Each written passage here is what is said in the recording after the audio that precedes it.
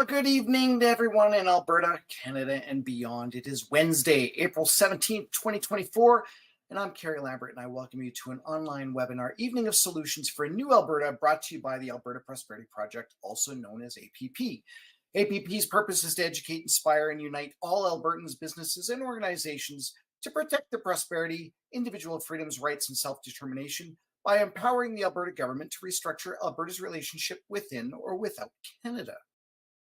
Tonight's episode is called What is Digital Banking? How does it affect you? With your host, Tanner Hnidey, and his guest, Brett Oland, who's the president and CEO of Bow Valley Credit Union. I should mention that this is a replay webinar. That is, I'm purely an AI projection and I'm not really here. Just kidding. I recorded this intro last week, but the webinar you're about to watch was broadcast in April of 2023, a whole entire year ago. So this is like going back in time and seeing what changes have happened since then. If you can imagine, it was prior to the Alberta provincial election. It was prior to the National Citizens Inquiry. It was prior to last year's wildfires, discussions about the carbon tax, before the 1 million march. No talk of an Alberta pension and no UCP AGM or a new board elected.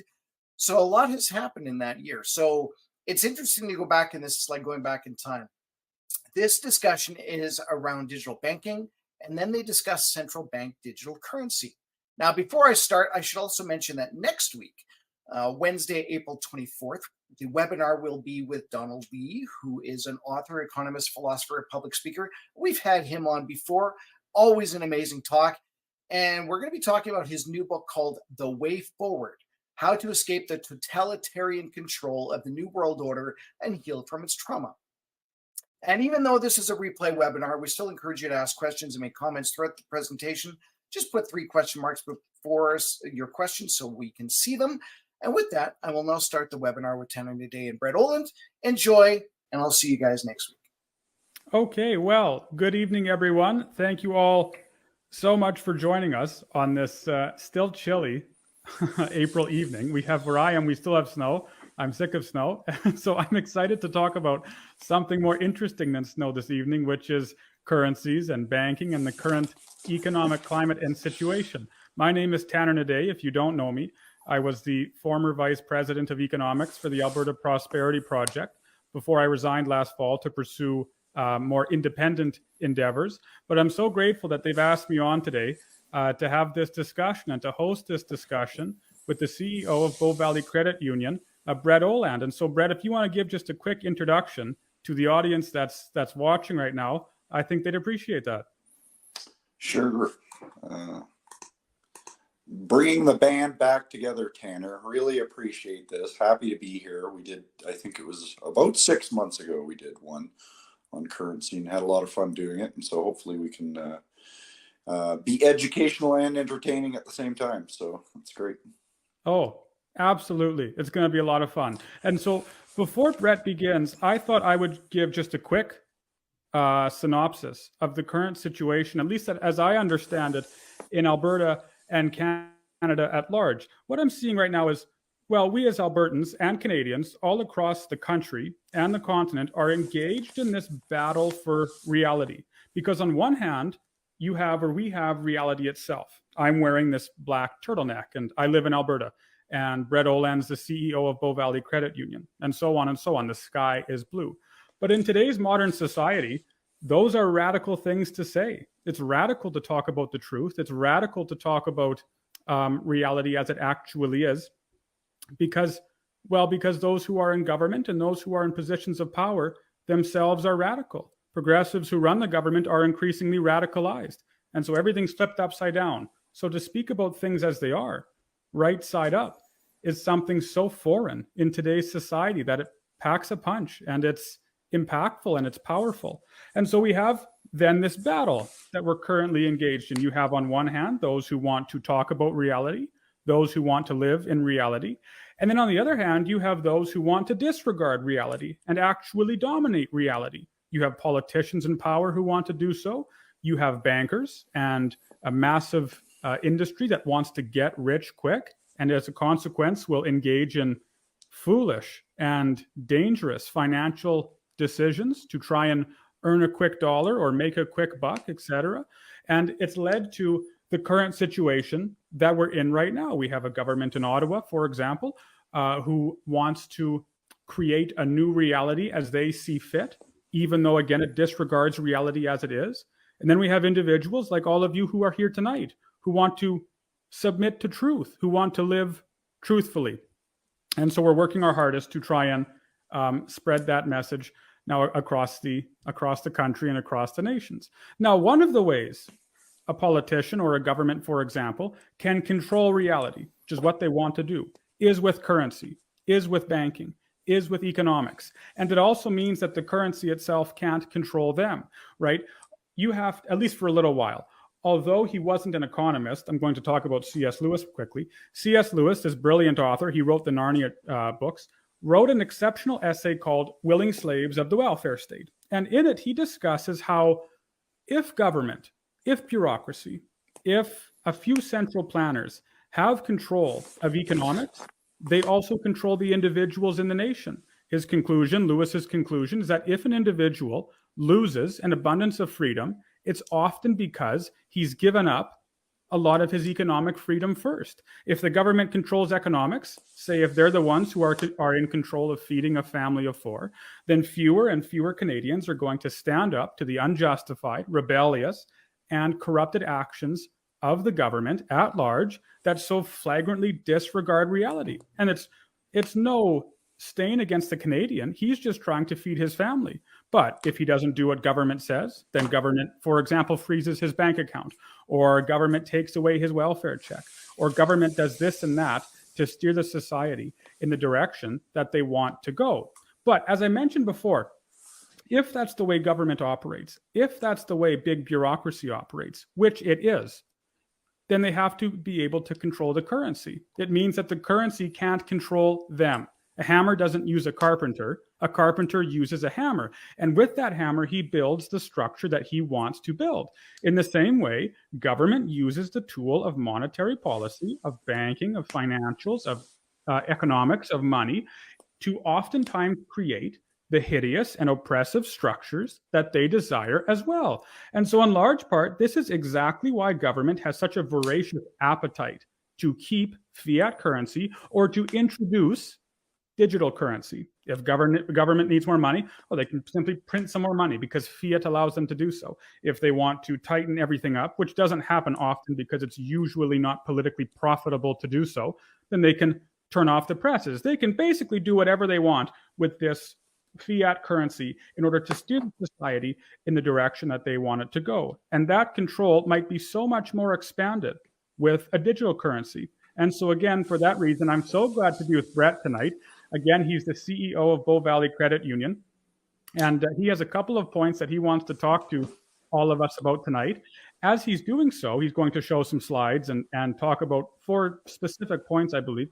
As he's doing so, if you have questions, there should be a little box, a typing box, etc., near the bottom of your screen or somewhere where you can type questions and send them in.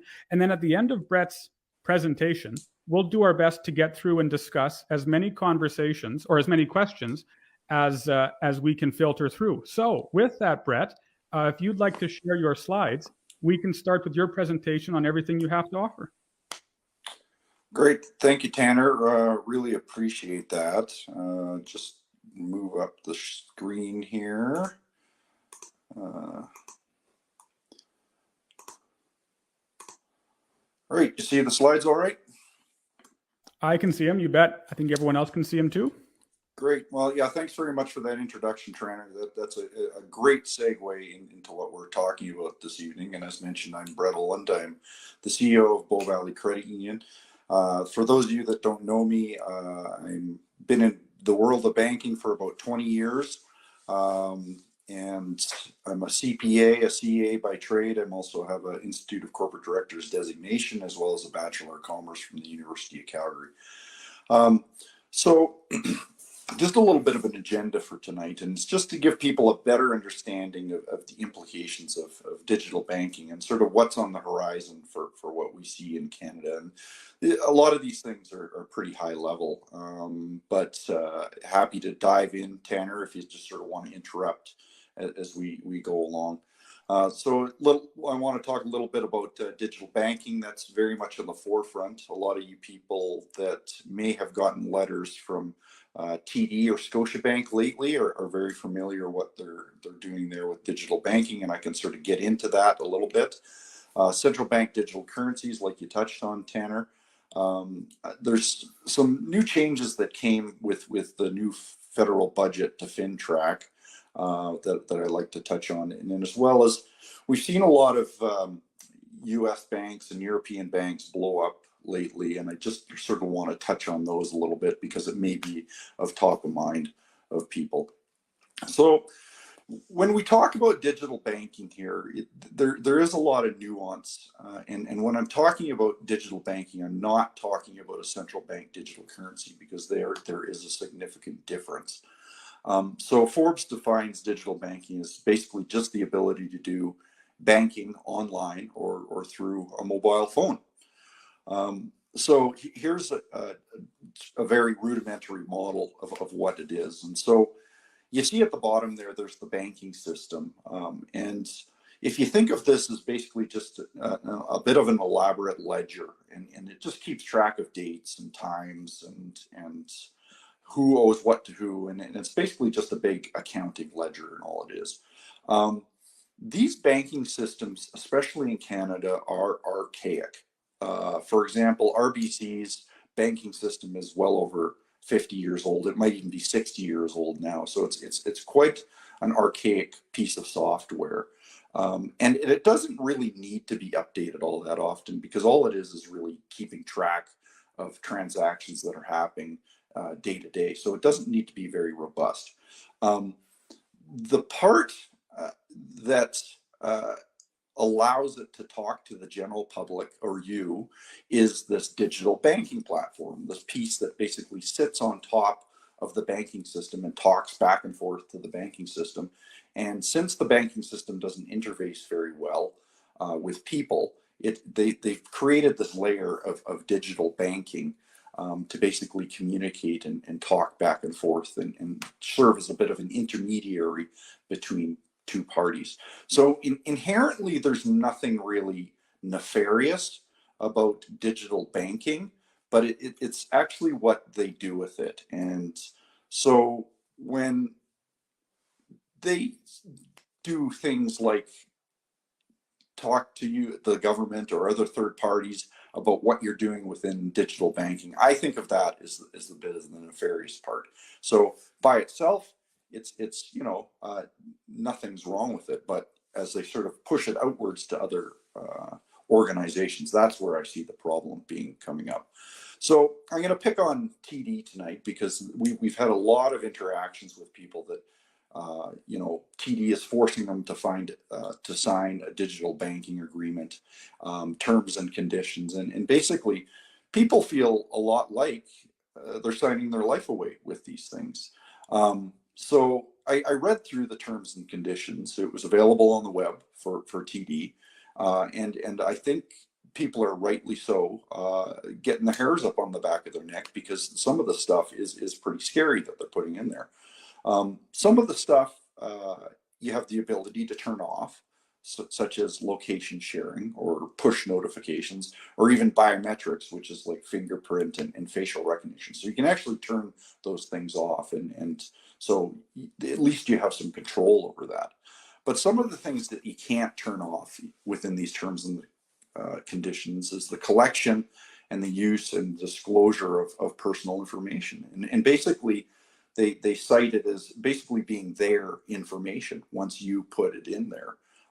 And they share this information with TD's worldwide affiliates. And when I was doing this presentation this morning, my brain went right to the World Economic Forum, and I wondered if TD had a relationship with the World Economic Forum. And so sure enough, here's a screenshot of the World Economic Forum's website, and there's TD Bank Group.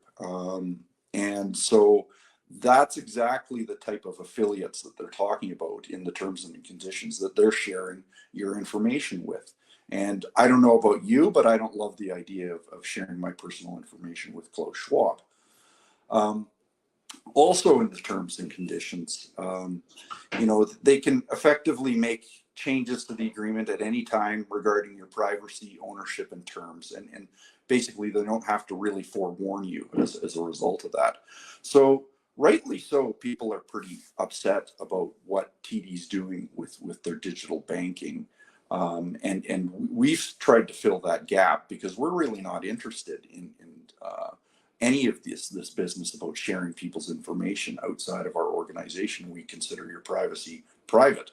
And so we're trying to push back to some degree on all this nonsense where basically your information is a commodity that's being shared across a number of different platforms. So Tanner, I'm not sure if you had any questions regarding specifically digital banking, but I can move into central bank digital currencies next if you're all right with that. Sure, that's perfect. I liked what you said about how, as far as I understand it, technology is neither immoral nor moral. It simply is, and it's all dependent on the way the individual or the organization uses that technology that determines the future of the society. And so when you were talking about how on its own there's nothing wrong with digital banking, I like that because I agree. It's just the way that these individuals and organizations and groups seem to be using it, it immediately becomes nefarious. So I thought that was a worthwhile point. So yeah, if you want to keep going, give her. No, absolutely. And so that leads very much into a central bank digital currency. So the digital banking and the central bank digital currency are actually completely different things, but you can sort of see those stepping stones towards a central bank digital currency on what they're sort of suggesting there with the terms and conditions and basically trying to control your life through your finances. So now into a central bank digital currency. And so this is right from the Bank of Canada's website. And they just suggest that, simply put, a central bank digital currency is digital money issued by a central bank. Again, nothing really nefarious about that. But the key difference between what we have today and what the world, the worst world possible with the central bank digital currency, is the difference between where the liabilities sit. So Tanner, if you had $100 and you deposited it into a financial institution, it's basically your asset of $100, but it's also the liability of the organization that you deposited into. So that's what I mean when it's a liability of the organization. So the key difference is there's a liability of the commercial banking sector, like a TD or a Bow Valley Credit Union or an RBC. But with the central bank digital currency, your deposit becomes a liability of the central bank. And I'll just try and describe this a little bit better here. So you can see there that dot in black, that's the Central Bank of Canada. And you have your financial institution, which is, your BMOs, your TDs, your RBCs, the Bow Valley Credit Unions of the world. And if you think of the Central Bank of Canada as basically the house of finances for the country of Canada. And they also are connected, but they're not one with the Treasury of Canada. And so if you want to think of the Treasury as basically the checking account of the government of Canada. So there's a reason why they're distinctly separate, and that's because they're supposed to make decisions independent of each other. So therefore, the Central Bank of Canada shouldn't care about politics, especially around something like inflation or something like that. Their mandate is to basically keep a stable financial system, and that includes keeping inflation under control. They're not supposed to get involved with politics and basically pandering to politicians, which I think we've sort of changed over the last little while.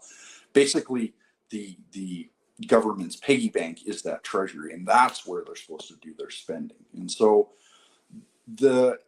it's not new, something like a central bank digital currency, where they've wanted to control finances, but inevitably throughout thousands of years of banking history, they've discovered that that's a bad idea, and I'll tell you why. When you have an intermediary like a financial institution set up between the central bank and the government and you. Basically, I care about profit and loss within my organization. RBC cares about profit and loss in their organization. If the finances go directly through the Central Bank of Canada, then what does the government care? They don't care about profit and loss. They don't care about, balancing the books. All they care about is their programs. And so inherently it's very troublesome that they even want to go down this road. But let me ask you this question, Tanner. How do you know that there isn't a central bank digital currency right now? Well, before I answer, I would say I liked your comment about profit and loss insofar as in economics, we talk about how important profit is. Socialists tend to make it out to be this big, bad, evil thing, but it's really not. All profit does is give you, for example, at Bow Valley or me working at my job, a signal. It tells me that I'm doing something right, or if I'm losing money, that I'm doing something wrong. And if I'm doing something right, if I am making profit, it means that that I'm helping society, that I'm bettering society as a whole because they're paying me to do something which they find valuable. And so I completely agree, firstly, about your point that profit is so important in any private sector, let alone the banking sector. And so if you did have a currency that was regulated by the government, not regulated, but if you had a banking system like that, totally regulated by the government, who doesn't care about profit, but instead cares about votes and cares about power, you would see demonstrable inefficiencies and dangerous control. So I totally agree with that. And then with regards to, I suppose, your central bank, how do we know that we're not under a central bank digital currency right now? I suppose first I would say, of course, most of our banking already is rather digital. It is just numbers on a screen. But at any rate, I suppose I would say I can pull out cash. I can use paper cash to go and make transactions. I can do so, at least as best as I understand it, with relative anonymity. I can pay, if I wanted to, under the table for something. If I wanted to make a trade on Kijiji, I could do that with those things without having to log into a computer and scan my hand or my fingerprint to see if I'm able to pull out these dollars from this regulated bank. Yep. No, and you're absolutely right. And so, but if you look sort of at the top of the screen there, if between the Treasury and the Central Bank of Canada, we really have no way of knowing whether they're basically just typing numbers into a screen and creating currency. But this ties very nicely into your other comments of when you have to have a profit and loss, and basically you feel pain if you don't have that profit or loss. The same thing happens in society. So I don't think it's any surprise that we're seeing increased crime. We're seeing increased drug abuse. We're seeing increased homelessness. We're seeing 35-year-olds live in their parents' basements. We're seeing people lack of satisfaction in life, unable to afford housing. Like, this is all the result of basically what I term malinvestment in society that the government's been doing, really ramped up over the last 10 or 15 years. So you're absolutely right. So.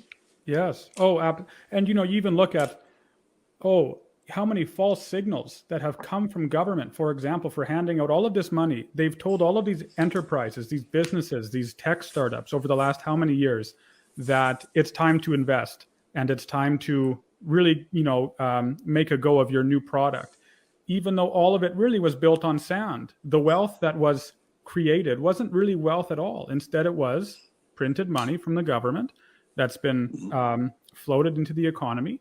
And now that money is drying up, and now that people are in a pinch due to inflation or interest rates or what might have you, they're not so flagrantly spending on things they otherwise were 2 years ago. And now those new startups and those new businesses are drying up very quickly. I don't know if you saw, but even McDonald's, they closed their top headquarters for a while because they're tight. They're in trouble too. And so it's across the economy. Yeah. Yeah. And what I term all that sort of showing up within general society, I call that price truth. And that's basically the exposure of all this money printing coming home to roost. Yes. Is really what it is. Yes. So just a little bit back to this. In the most nefarious form, like, so with this model that's on your screen right now, there may be a central bank digital currency sort of at the higher levels, but you're right, you wouldn't see it at your financial institution and your level. So what inherently a central bank digital currency is you would deal directly with the Central Bank of Canada. So again, back to your liabilities, it would be a liability of the Central Bank of Canada. And this is where the really nefarious stuff can come in. So I'm sure we've heard these stories before of basically they can turn off your bank accounts on a whim. You could be taxed daily if they wanted to. They could put time limits on your money and basically say, you need to spend this by the end of the week. Otherwise, it disappears because we need to ramp up things in the economy because we might go into a recession. You might see things if the technology is there enough to basically dictate, you've spent too much money on your carbon footprint this month. You can't buy a tank of gas. You have to buy a head of lettuce instead of you're buying a steak or something like that. So you can see where this path goes if you allow them to.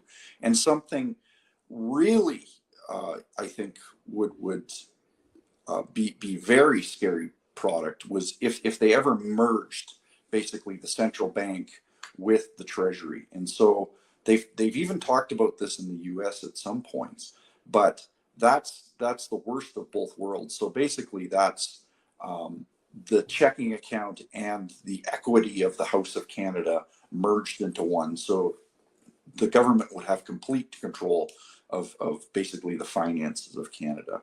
And so I think it's important to note, Tanner, that this, in my mind, is a number of years off. I don't think it's any surprise that these group of central dictators, these central planners, are quite arrogant. They think they can snap their fingers and come up with a central bank digital currency and it's going to work seamlessly. And just to give you a highlight of how I think that's inherently incorrect. Alberta, Saskatchewan, and Manitoba credit union systems have been trying to streamline our payments process. So I'm talking about wires, checks, e-transfers, AFTs, EFTs. And we've been working at it for the better part of 6 years and spent over $200 million on it. And so that's just one piece of banking. So if you can imagine trying to broaden that scope to the entire country of Canada and touch all aspects of it, it's going to take billions and billions of dollars. And I think they're years and years away from it. So I think there's a bit of comfort in understanding that, but back to the earlier message with TD, that is definitely a step towards something like this where it is taking away your freedoms and controls. So right. I know G.K. Chesterton has this great quote where he says, the best way to resist a tyranny, or in this case, a central bank digital currency, is to resist it before it exists. And so I think the sooner you can hop on something like this, as we are now, the more effective and the greater the opportunity the nation has itself of stopping its imposition. That to me seems to be a much more desirable outcome, than actually having it imposed and then trying to get rid of it down the line. That would be much more difficult, I think, if not impossible. And I also remind the audience, again, if you have questions, keep asking them. We're getting a lot in. It's great. We'll ask them at the end. So just type them in the box below. And as you listen to Brett and you like something he has to say or has a question, just ask it and we'll do our best to get through all of them at the end. So with that in mind, with the Treasury, maybe if you could just clarify. So you have a central bank here in Canada and we have a Treasury. So basically, the Treasury itself is how government or where government gets the money to pay for its services, in essence. And then if it needs more money, it goes to the central bank. So yes. Well, yes and no. Okay, so the way it works is the Treasury is actually basically, like I said, the checking account right. of the government. So they take in tax receipts, right, and they spend it out on government programs. But what we've seen, especially in the Western world these days, is they spend beyond their means, right? Right. Sure. So in the U.S. alone, I think they expect it to be about $2 trillion this year. So they need to be able to get the money from somewhere. So what they do is sell treasury bills or T-bills or bonds out into the greater economy. And so if I was the treasury and I sold you $100 T-bill, I'd take your $100 T-bill and you'd take this treasury bond into your possession, and that's your asset. And so that's basically how they fund the shortfall. But now they're running to the end of the rope with something like that. So, for example, with inflation running hot, say yesterday I sold you $100 T-bill, and the rate of interest I was going to pay for you on it was 5%. And then today I go to you again, Tanner, I need $100 again. Do you want to buy one of these T-bills? And you go, I don't really like the way things are going. So no, I'm not interested in, taking on that T-bill for 5%. But then I basically the governments have to fill the void. So they scramble and basically I would go to you, Tanner, would you take this $100 T-bill, but I'll give you 10%? And you'll go, yeah, maybe I'll take that. And so what you see happening in society today is those yields, is what they're called, on those bonds are rising. But then when the yields get too high, basically the treasury has to pay those back. And so you get into a place where the interest price on those bonds is a very big portion of your expenses in the treasury. So what the central bank does is it goes into the market and buys those bonds. So whereas you're hesitant to say, I'm not interested in buying that bond unless it's at 10%, the central bank rushes in and buys it and at that 5%, so to keep the yield suppressed. So that's exactly what quantitative easing is buying those treasuries to keep the price of the yield down.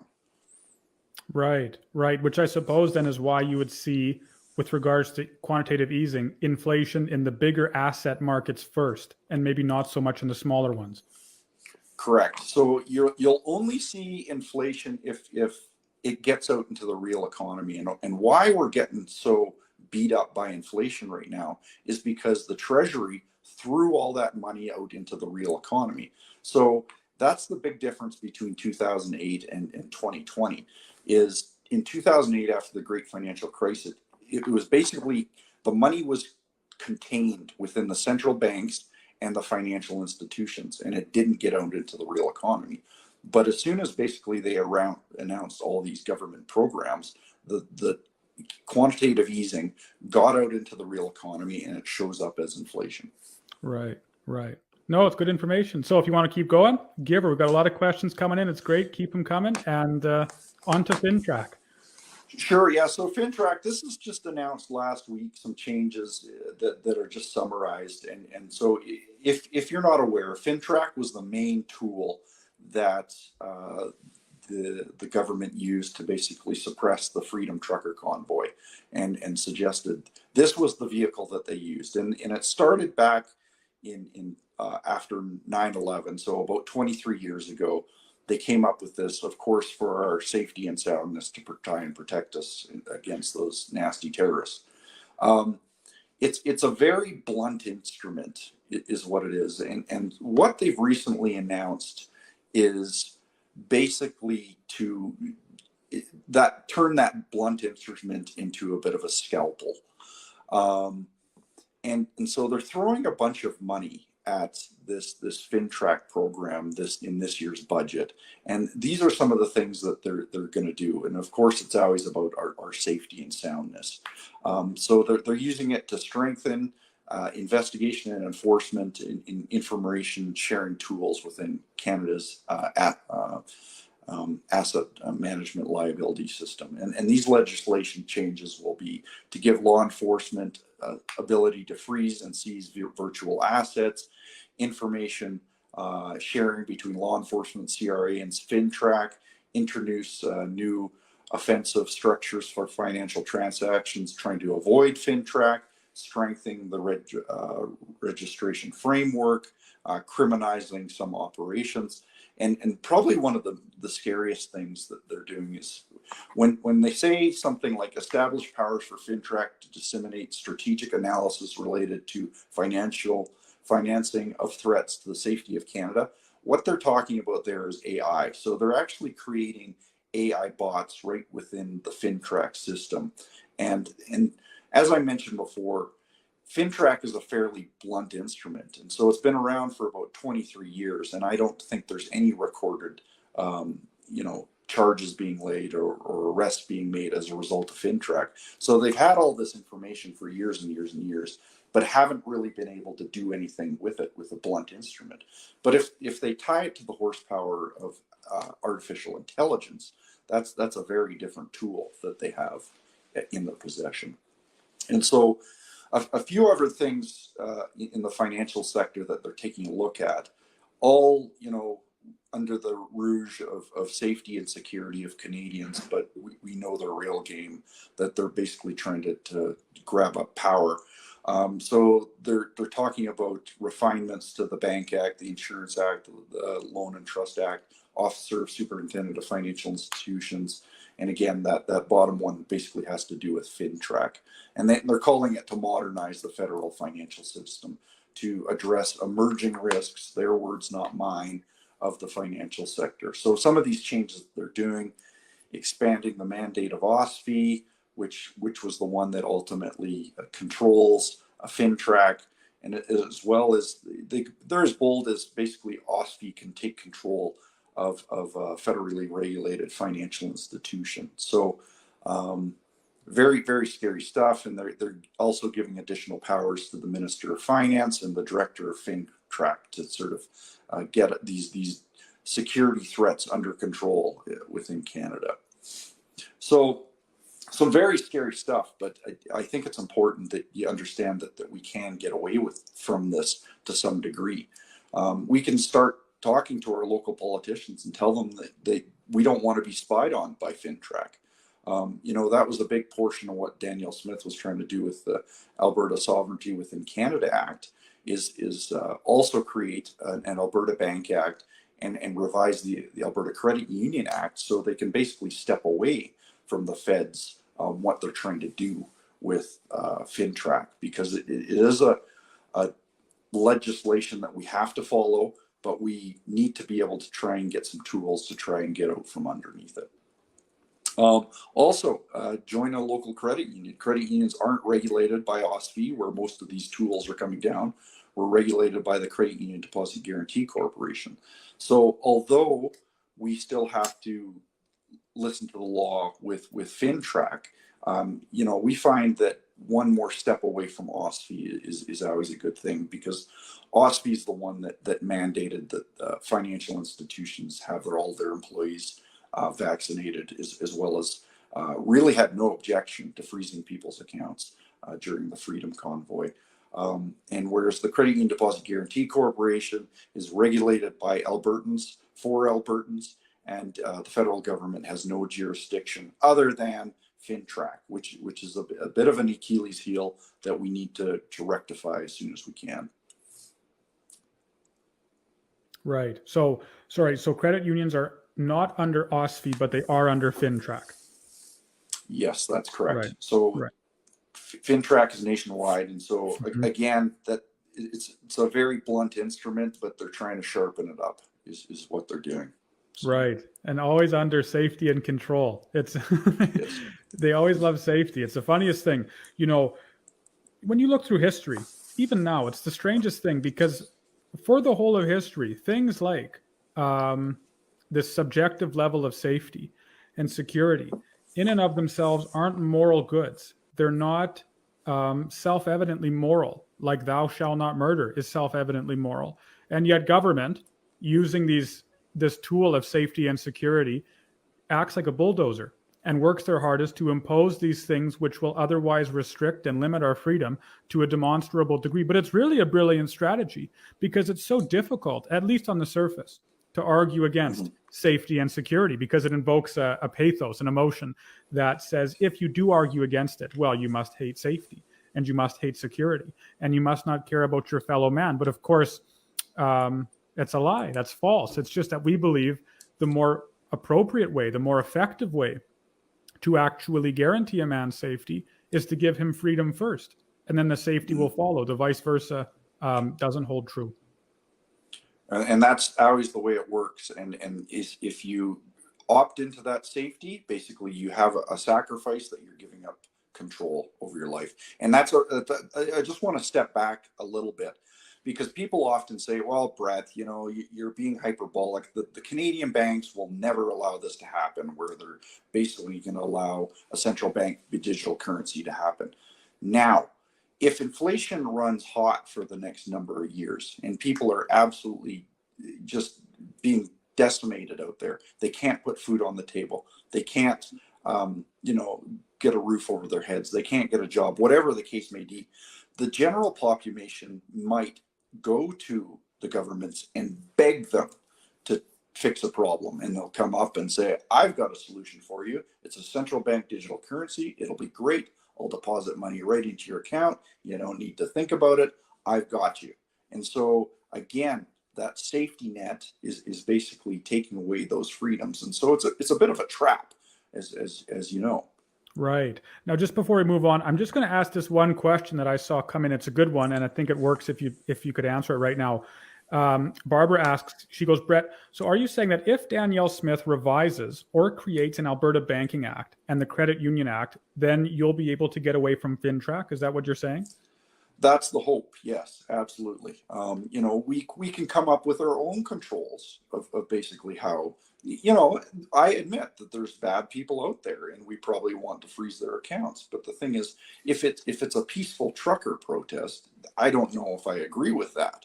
But, if it's somebody that's going to bomb a building or something like that, maybe that's legitimate. But the thing is, it's that overreach where Albertans need to be in control of this. It shouldn't be Ottawa.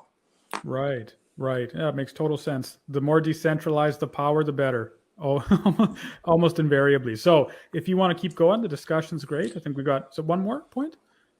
One or two more? Sure, yeah. So one more point yeah. that's quite short. And this came out of, and a lot of people were concerned with this, especially within our organization.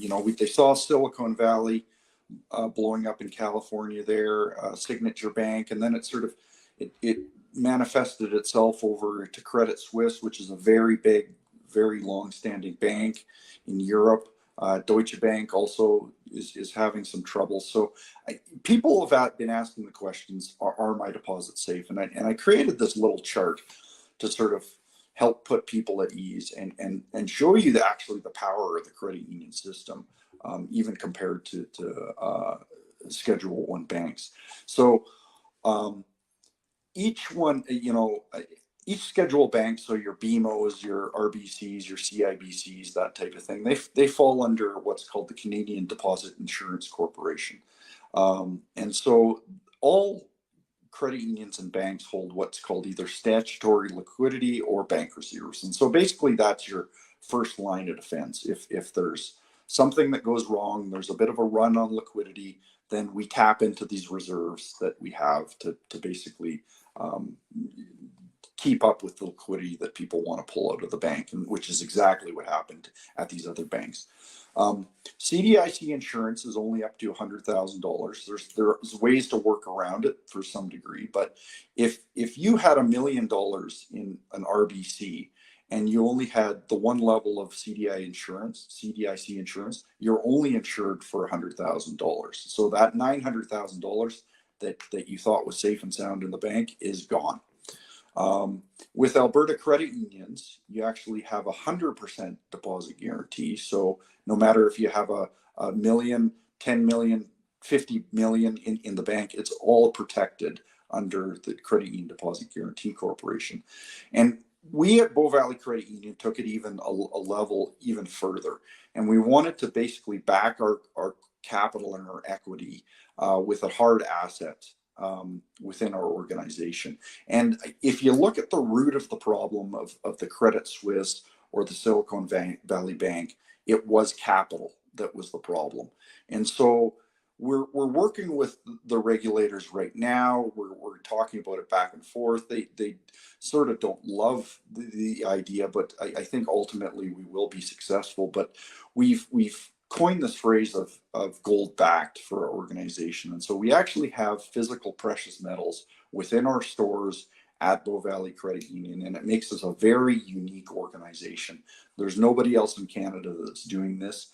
You could do it with other assets, which we may look into, such as farmland or commodities, something else like that, that makes it really interesting. But we wanted something tangible that people could really latch onto. People understand gold. They understand that it's been an inflation hedge for thousands of years. It's been around for thousands of years, and effectively, it's what all currencies revert to at the end of the day. So I think it's important for people to understand where they are protected and where there's a bit of risk within organizations. And I'm not suggesting that there's going to be a bank run in Canada at all tomorrow. I think we've got some of the most sound financial systems in the world. But the thing is, it is a probability, and whatever the height of that probability is, I think it's important for people to consider. Right. Yeah, and I'd say so. Obviously, I don't work for Bow Valley and I don't work for APP. I'm just an independent economist, but I do like gold. I like gold a lot. And if it were up to me, then I would say, well, I think Alberta should get on a gold standard, and a new school gold standard. But at any rate, well, that was excellent. That was an excellent presentation as usual. It was filled with information and exciting information, especially for me as an economist, I have to say. It was informative. And so if in the audience you're watching and you have questions for Brett or myself or both of us, what might have you, just keep asking them. They're going to start coming up on the screen. I have a whole bunch here in the chat. And so we're going to try and get through as many as possible. We're going to have a fun discussion, which you might not have known was possible with economics, but I promise it is.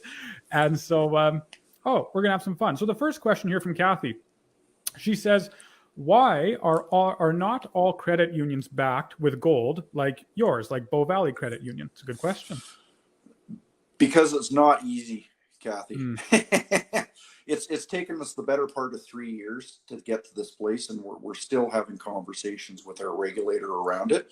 Because if you look under IFRS standards, which are like the general accepted accounting standards with Canada, they don't know what to do with it.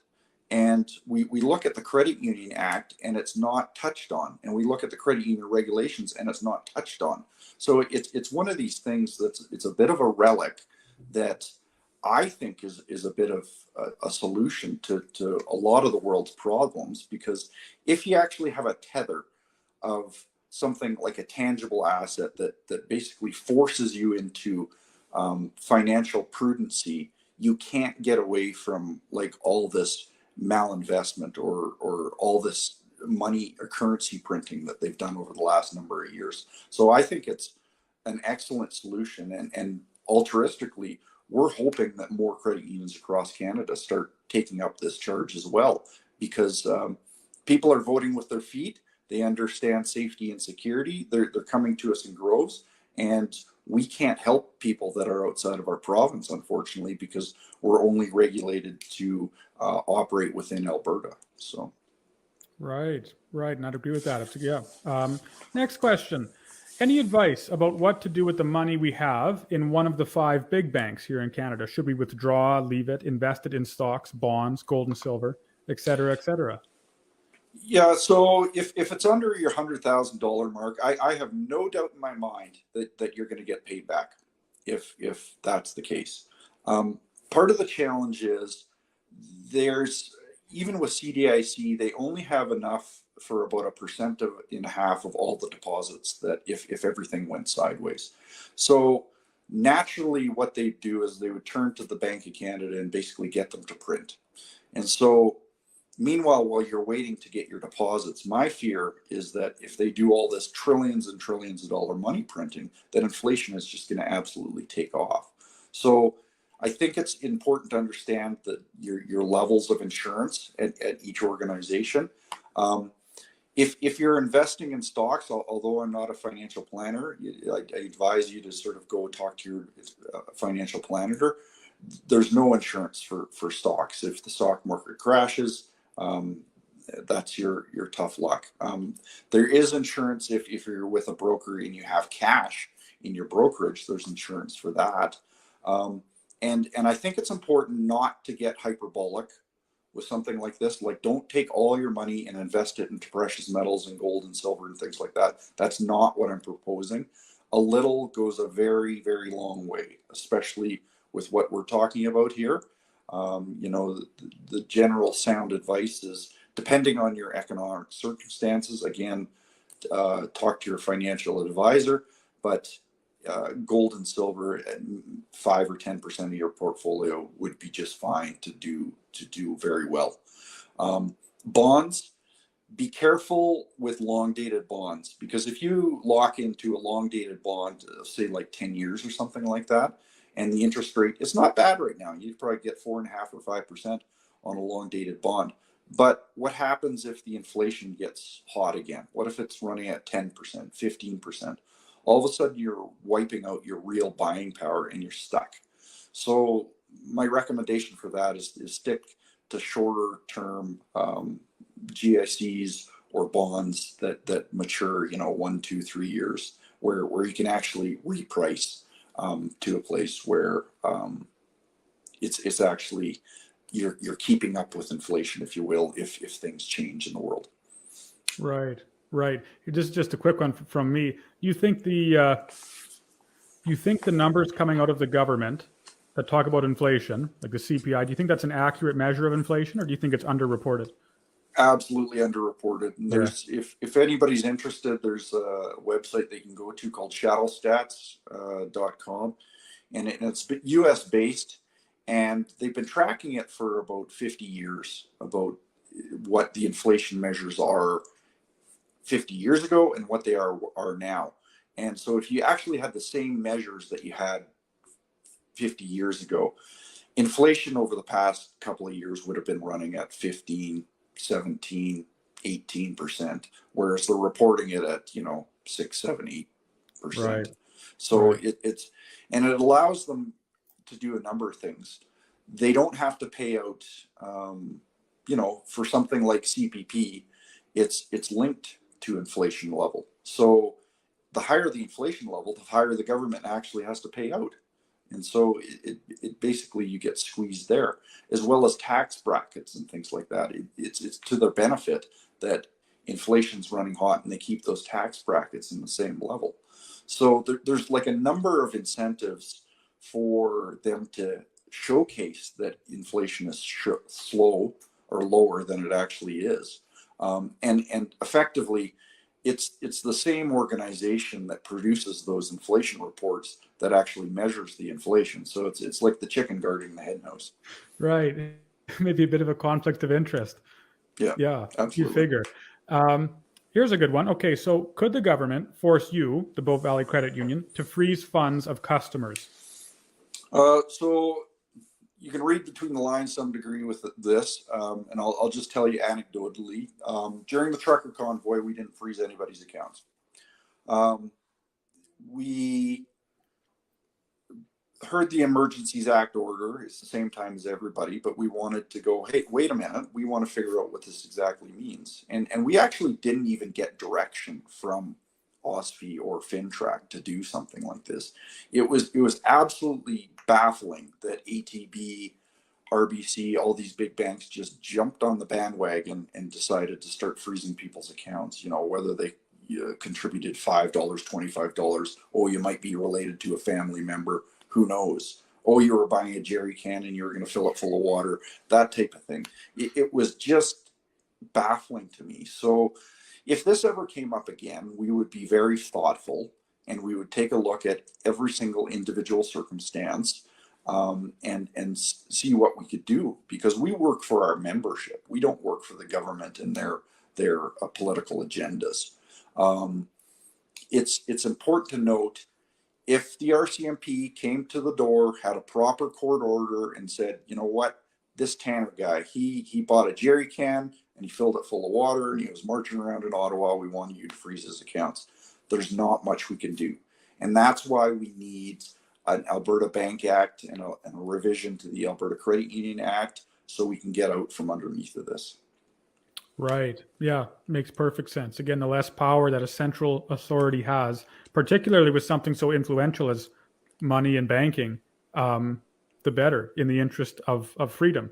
Now, I'm wondering, Lori asks, is Bow Valley a gold-based bank? So maybe if you could just describe how Bow Valley Credit Union works with gold. Like, for example, do you have 100% reserve ratio or things along that line? How exactly does the gold commodity work with your bank?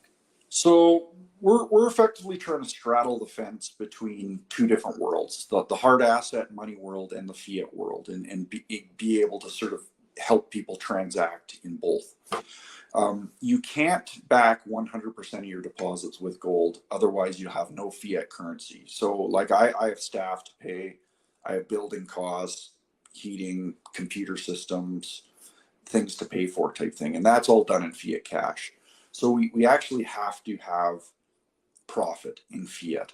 And so we're working on this again with our regulator, and we're haven't come to a conclusion quite yet, but stay tuned on this. And we're trying to get to a place where we'd like to be able to back up our equity completely with financial, and basically what it is a reserve of gold that we have. And it doesn't necessarily need to be gold. Interestingly enough, one of the most successful banks in U.S. history was owned by Benjamin Franklin, and he backed it up with farmland. And so really interesting case, something that we could look at doing here. But for our purposes, gold seems like the best solution. And once again, we need to work through this, and we'll get more details out to people on this as we sort of get to the finish line. So. Right. John asks, what are your thoughts on Bitcoin? I like that question. I like Bitcoin. I do have a little bit of it. My probably biggest issue with it, and both gold and Bitcoin have sort of their pros and cons. They're working really hard to snuff out those on and off ramps for cryptocurrencies. Some argued, and put on your tinfoil hats for this, that's why they went after Signature Bank and Silicon Valley Bank, is because they catered to the cryptocurrency. So if you can't get on or off the into fiat currency, I'm not sure what good it does you. But again, the pro is that you can go halfway around the world and basically understand a word sequence and bring your money with you, as long as you can get it off ramped. Same thing with precious metals. Physically, you have to take them with you. You might not get through border crossings, that type of thing. So each one of them has their challenges. Each one of them has their plus. But at the end of the day, I own both. So. Right. It's a good one. Next one here. With the increased interest in your credit union in Bow Valley, do you plan to open any more branches throughout the province? Yeah, absolutely. We're looking at models, and of course, there's a lot of interest on what we're doing just because of our stance on basically the world in general, and how we've acted over the last couple of years compared to some of the other financial institutions. We're working with a number of groups, and so to make a branch viable, like a full service, full branch, big branch, you're paying for staff, buildings, ITs, infrastructure, and that type of thing. It takes about 50 or 40 million in deposits. And so what we do is we take those deposits, we put them into loans or investments, take that and make a return on them, and that in turn makes a profit. So we probably could put a couple of desks and a computer and like a cash machine in locations for 10 million in deposits if we had that type of money. So it is possible, and we do have plans for expansion, and it's just we're hoping to do a bit of a pilot project fairly quickly on something like this. So. Right. Oh, exciting. Because it's, again, I can't endorse them highly enough. Here's a good one. I like this question. Do you think, I'll put it in two parts. Do you think the US dollar is going to be replaced, like as the world's reserve currency? You think it's losing power? Yes, eventually, but I think it'll take a long time. How long? Decades. Okay. So we've probably seen a lot in the news lately about the BRICS nations moving away from the U.S. currency. About 20 years ago, 70% of the worldwide transactions were done in the U.S. currency. Right now, it's about 59, 58% of the world's transactions. So that's still a big chunk of the world's transactions in the U.S. currency. Funny things happen when you get below 50%, though. So I may be surprised, but it's taken 20 years to get below, reduce 11%. It may be a lot faster, but I would still guess it'll take decades. Right. And it's not the U.S. will fight back against this as well. It's not like, well, we lost it. Sorry, guys. They're going to come up with some idea how to correct this type thing. And it doesn't necessarily mean the end of the world. This happened just as recently as in the 40s. Britain used to be the world reserve currency. The pound sterling used to be the world reserve currency. Right. It lost it. It happens. And you have to be careful that it doesn't mean the end of the world. So Right. Yeah, I'd agree. Like, I have no problem with the dollar not, no longer being the reserve currency of the world. I see at least in the short term here, I don't see any massive implication except a change in geopolitics. But that's a good question. So what about BRICS? What are your thoughts on BRICS? There's a lot of questions just generally about it. What are your thoughts on it? What do you think will happen because of it, et cetera, et cetera? Yeah, it leads in quite well with the last comment. So typically what the U.S. does is it has what's called the U.S. dollar wrecking ball. And so what it does is it raises rates and it crashes everybody's currency around it. And basically these BRIC nations are sick of this happening. And so the ultimate commodity is energy that people need to buy. So because the U.S. dollar is the world reserve currency and they price oil and gas in U.S. dollars, that's why I think it's going to be around for a while. But these BRICS nations have started trading, especially with Saudi Arabia, in their own currencies. So it's not like Saudi Arabia said, no, we're not taking US dollars anymore. It's just like, no, we're willing to take yuan. We're willing to take rupees and things like that. And so it definitely reduces its dominance. But back to what are they going to settle all these currencies in? Because the thing is, it's not unusual for different countries to not trust other countries' currency because other countries are doing the same thing with their fiat currency. So ultimately, I'm taking a bet that they're going to have to settle these in gold. So yet another sort of base case of why I think it's important to hold it. Right. Oh, I would love it if Alberta could, be paid among other things for our oil in gold. I think that'd be excellent personally, but so of course here in Canada, we've sold off most of our gold. I think we have a couple dozen ounces left with the central bank. At least that's as far as I know. And I've heard no change in that matter, right? Is that correct? Yeah. Bow Valley Credit Union in their stores holds more gold than the Bank of Canada. I don't think that needs a comment either. There you have it. Yeah. And we've seen such incredible uptake with this initiative, and it's not even completely flushed out yet. If Alberta was to do something like back our financial institutions, all of them I'm talking about, so all the credit unions, ATB, and basically mandated that they needed to have 20% gold reserves in their stores, the capital inflows to Alberta would be staggering. Just staggering. People from around the world would absolutely rush to invest in Alberta. And I think there's an incredible amount of economic horsepower that could result just from this relatively simple change within our financial system. Right. Leanne asks a good question. She asks, why not use oil and gas as a backing? So I say maybe, well, oil and gas is a bit more volatile, perhaps. At least in economics, I like stability, with regards to money, especially. This is with regards to backing a currency. If you have a currency that looks like this with regards to value and so on, it's hard to predict what to do tomorrow. And so it makes investing difficult. It makes saving difficult. But maybe you have something to say about that as well. Yeah, no, I would suggest any commodity would probably be all right. To your point, yeah, it does have a lot of swings in it, and you also use it. So yeah, you can use gold in dental work and electronics and things like that, and jewelry, but inherently it's one of these things that beyond that it's pretty useless.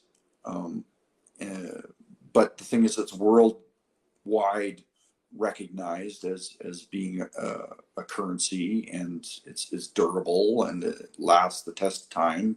You can divide it, and there's a number of traits of gold that make a lot of sense compared to something like oil. Like I don't mind holding a few gold coins in my sock drawer, but I wouldn't carry a couple of barrel of oils in my sock drawer. So. Right. Yeah, or in your vehicle to go get some groceries. Yeah. Right. And it might cost a barrel of oil with the price the way groceries are right now. At any rate, okay, someone asks, John here asks, I have a trading account with RBC. How difficult is it to transfer over to Bow Valley, to your bank? Not hard at all. So we have a platform called Qtrade, which is owned by the credit union system in Canada. It's like a brokerage trader, probably similar to what you're using it over at RBC. And basically what you do is just start up an account at Qtrade through us, and you can transfer things over. You can transfer over RSPs without triggering a tax event. You can transfer over in kind, which means, stocks, bonds, mutual funds type thing, or you can do it with cash or both. And it doesn't trigger a taxable event. Right. Okay.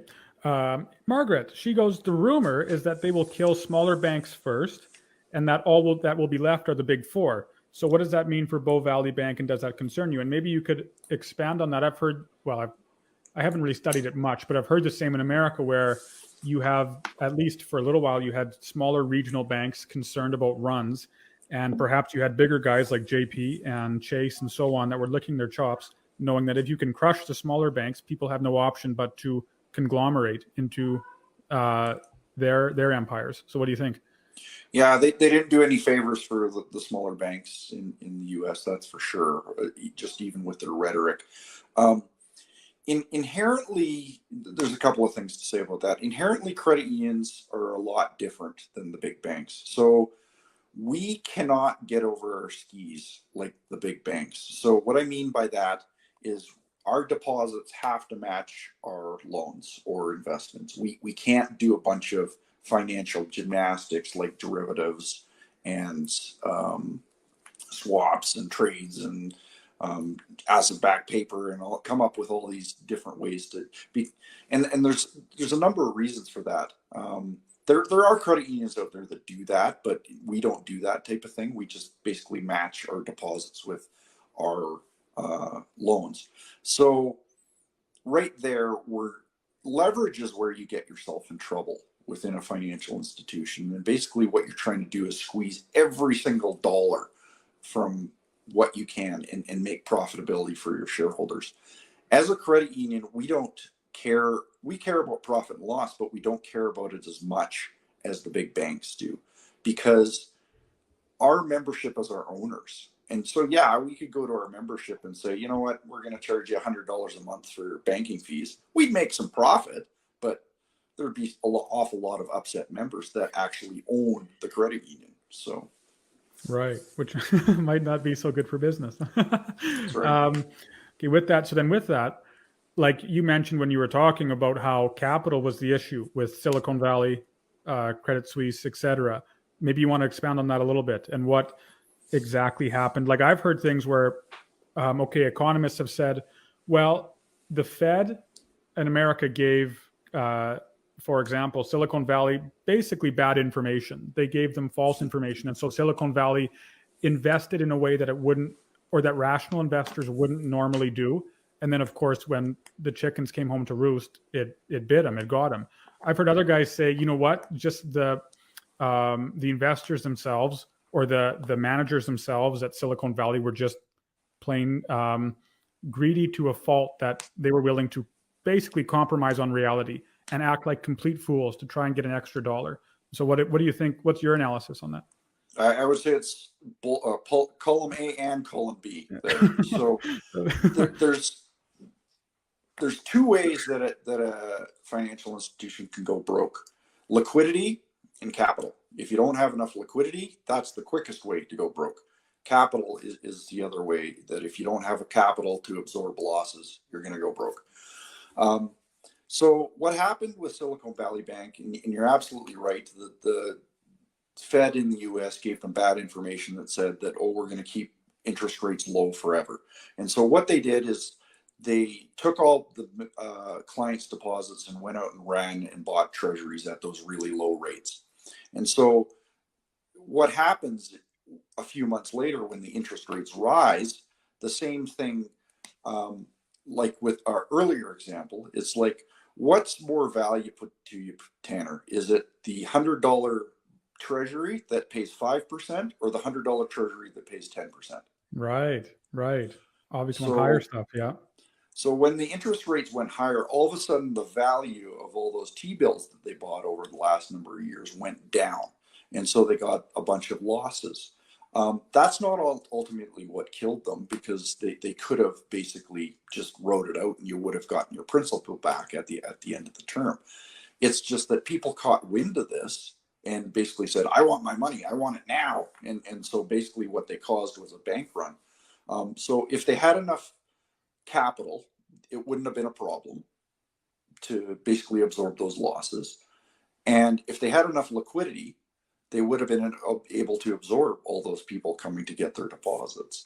So a little A, little B. And ultimately, you're right with your second comment. They were being greedy, because what they could have done is they could have spent a little bit of money and bought a swap, is what it's called. And basically what it would have done is it could have protected against that interest rate rise in the financial institution. But that cost money, and that would have eaten into our profit and our bonuses and things like that. So absolutely, they got greedy. That was banking 101. That was rookie stuff that they blew themselves up with. So right. So then with that, and again, this is of course just speculation. If we knew the future, I'd be rich.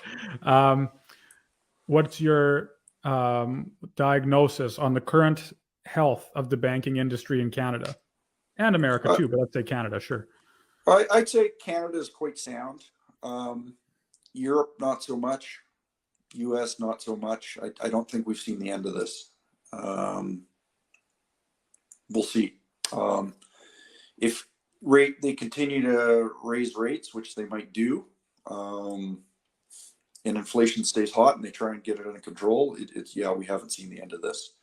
Because I think probably the next thing that will blow is the commercial banking sector in the US. And that really affects the smaller regional banks. And again, if they had enough capital, they'd be able to absorb these shocks, but they might not have enough capital. So Right. Like a big, massive crush. Yeah. Here's a good question from Brandon. He says, there seems to be a lot of credit unions merging. Is Bow Valley merging with any right now? No, we have no interest in doing that. We have different boards, we have different policies, procedures, different managements, different values, which is probably the number one thing why we wouldn't merge with any other credit unions. We're profitable, we're sustainable, we don't need to merge. Right. Yeah. Yep. No, for sure. AB, I don't know her name or his name, asks, how can credit unions offer 100% guarantees on our account assets if credit unions' own asset values are reliant on a stable financial market? Well, that's to take up with the insurer. They've guaranteed it, and effectively ultimately, it's first of all, it's the first line of defense is our statutory liquidity. Second is the Credit Union Deposit Guarantee Corporation. Third is the Alberta government. And so the Alberta government would basically have to come up with the money if something went sideways. Now, I'm not so concerned about the province of Alberta being able to come up with something like that, but something like the province of Ontario, who's constantly running deficit positions and doesn't have any monies in the coffer, you're going to have to go to the Bank of Canada for a bailout. Right. And that's something different entirely. Yeah. Right. Something much more powerful. Here's a good one. Okay, so suppose that the American dollar does go down, really crashes or something, and all Western countries' money value. Suppose that they do go down, and if the money from all Western countries is based on a US dollar, what would happen with our money, with our Canadian dollar? Would it collapse too? Well, thinking about this, paradoxically, the US dollar will actually rise when it's collapsing. And that's hard to get your head around, and I could talk for hours about it. But what will happen effectively is all the money will come rushing back to the US, and it'll devalue all the other currencies in the world compared to the US dollar. So yes, the Canadian dollar would decline in comparison to the US dollar. And, that's thinking about the system with currencies. It doesn't mean that the US dollar isn't devaluing and your purchasing power isn't going down, but the value compared to other currencies of the US dollar would go up. And so I think that's always sort of been my indicator. When you start seeing gold and the US dollar going up week after week after week after week, we're pretty close to the end of this game. Right. And I've heard rumors that gold and silver will, again, it's not financial advice, it's just what I'm reading online. Sometimes they're wrong, but I've heard rumors that gold and silver are going up. So something to perhaps research and look into and talk with a financial planner or advisor about.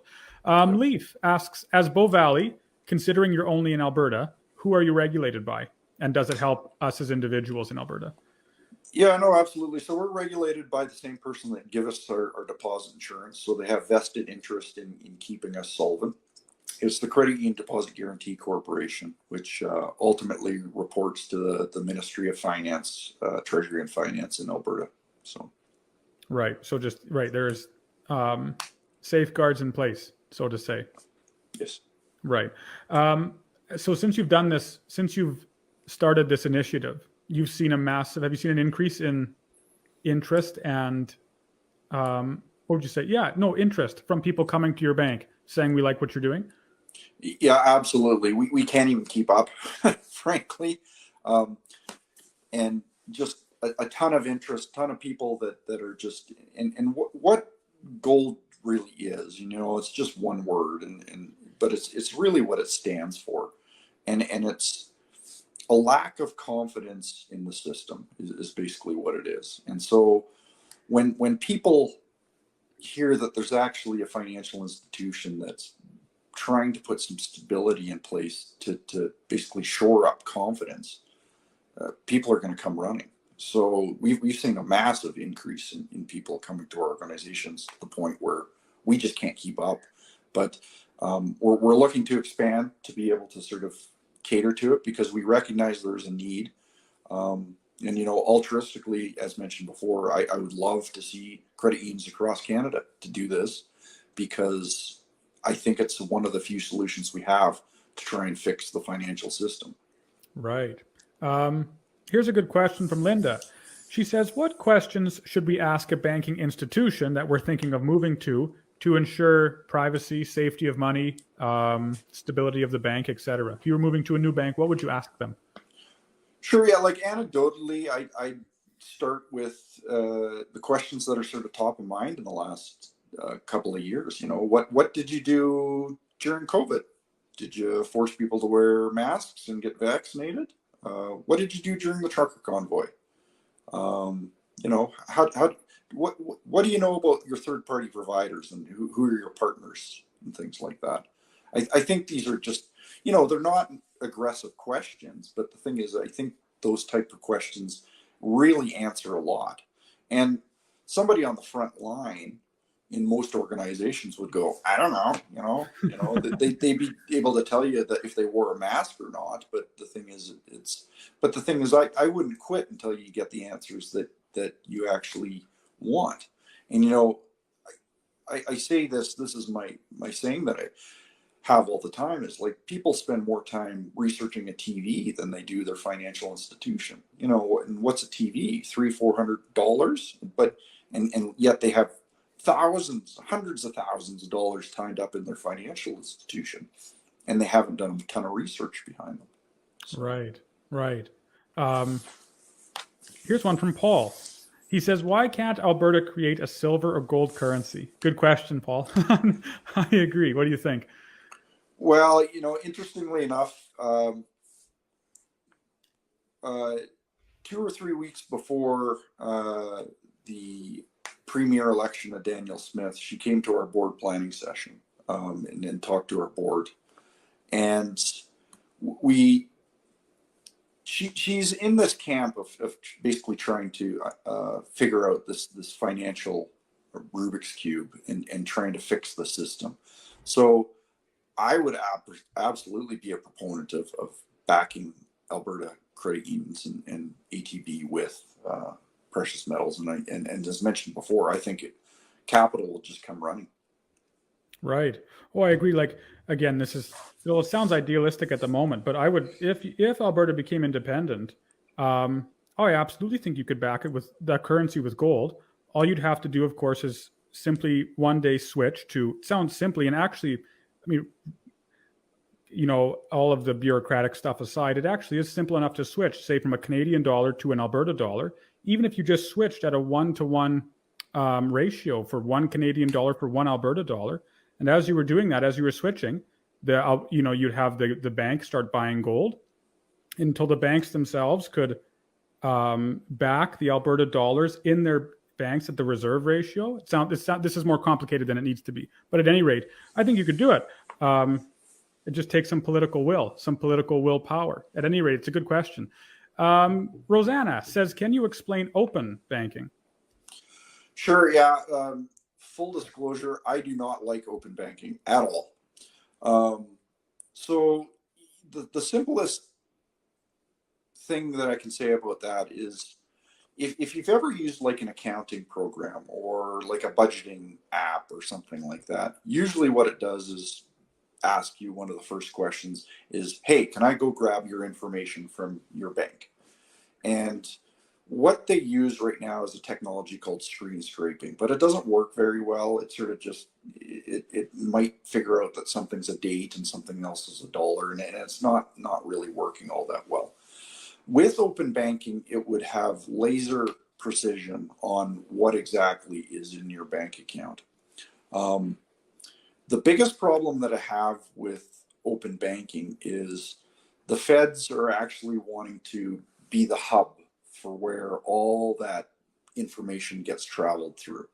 And so when you switch on something at TD that says, oh yeah, go out and grab my information from TD, it doesn't just stop at TD. It goes to every single financial institution that's attached to open banking and grabs the information and siphons it through the hub that the government has. So effectively, the government would have a complete financial picture of you. We're not building the infrastructure. We've been given the okay that we don't need to opt into open banking. And so we're not building it. And so there might be something that comes knocking at our door, but it won't get anywhere, because the thing is, we don't even have a path for it to get your information. We don't like the idea of that much power and control and financial information floating around out there. So, right. We'll just do one or two more questions. All the questions have been excellent tonight. I've been so excited and so happy to read all of them. Leah asks, what's the difference between, for example, ATB being an Alberta bank and your bank, Bow Valley? So they're a Crown Corporation. So I don't love that, because they basically are legislated to do some of the political will that happens there. But aside from that, so they're moving to the same regulator that we are, the Credit Union Deposit Guarantee Corporation. But what was really interesting under the trucker convoy is, I think they pushed back to some degree and said, oh, well, we don't fall under these rules. We're regulated by the province. And then somebody in Ottawa stepped in and said, no, you're not. You are regulated by OSFI. And they snapped into position so quickly, it made my head spin, and started locking up people's accounts during the Freedom Convoy. So that could change. And again, it goes back to political will. But it is a pretty powerful tool for Alberta if we're able to sort of harness it properly. Right now, I think they're under the control of the feds. Right. Last one for tonight. It's a good one to end with. Debbie asks, okay, so there's all of this bureaucratic nonsense that's occurring and happening, and bureaucrats are trying to capture more power. So what can we do today to stop all of this from happening? The bureaucratic nonsense? Well, sure. And this transition, or try to transition to central bank currency, digital banking, et cetera, et cetera. So there's a number of problems in the world today. And I think finance is a big one, but there's education, there's healthcare, there's the police service, there's the justice service, you name it. There's a number of things that we got problems. So being just a banker and an accountant, focusing on mostly the financial world for a better part of my adult life, I think there is a big solution within finance. And if you cut off the currency printing, you cut off a lot of this nonsense that happens at the banking level. All of a sudden, they have to start being efficient. All of a sudden, they can't give to programs that don't have a return on investment. All of a sudden, they have to be really focused on what they're doing. You start getting people in political positions that actually want to be there rather than just trying to jockey for power. I think it causes a lot of solutions to happen as a result of not being able to print money. Right. Print currency. Yes. Oh, I would completely agree. And I think we do exactly what we're doing right now, which is even this. There are so many people watching. It's so encouraging because, for example, a politician would be over the moon to have numbers like this talking about something which historically has been treated as something which is mundane. And no one before all of this nonsense became more and more public was talking about, for example, central banking, or what's the state of our currency, or how does the currency system work? How does the money printing system work? And what are the consequences of printing uncontrollably? How is our government spending, et cetera, et cetera? And so I think that the information which was provided by yourself and the community of individuals that came out, at least online here, to listen to you tonight, provides invaluable information that they can then approach their MLA, their MP, and say, I learned this and this and this from a reputable individual who knows what he's talking about with regards to money and banking. Why is something opposite the current state of what we have right now? And what are you going to do about it?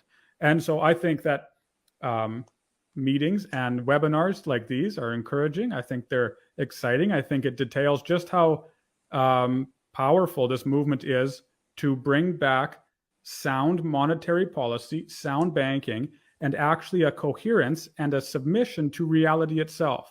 And so with that, Brett, I want to thank you for joining us this evening. I had a lot of fun. I learned a lot. I see the comments are all excellent. The praise is high for you. And if you have any more questions, Brett's at Bow Valley Credit Union. As far as I know, they're open every day of the working week. And I know they're busy, of course. And so you might have to work to reach them, but they can reach you. Is it on email? Just your website, bowvalleycreditunion.com, is it? Yeah, you can either go to our website or you can even go to goldbacked at bowvalleycu.com. I read all the emails that I get. I may take me a bit of time to try and get caught up and things like that, but I will get back to you. And just thanks, Tanner. Really appreciate it. It was a lot of fun. It's much better to have a conversation about these things and actually answer some really critical questions, because there was a lot of good ones out there, and we should be asking questions. It's an important time. We've got an election coming up.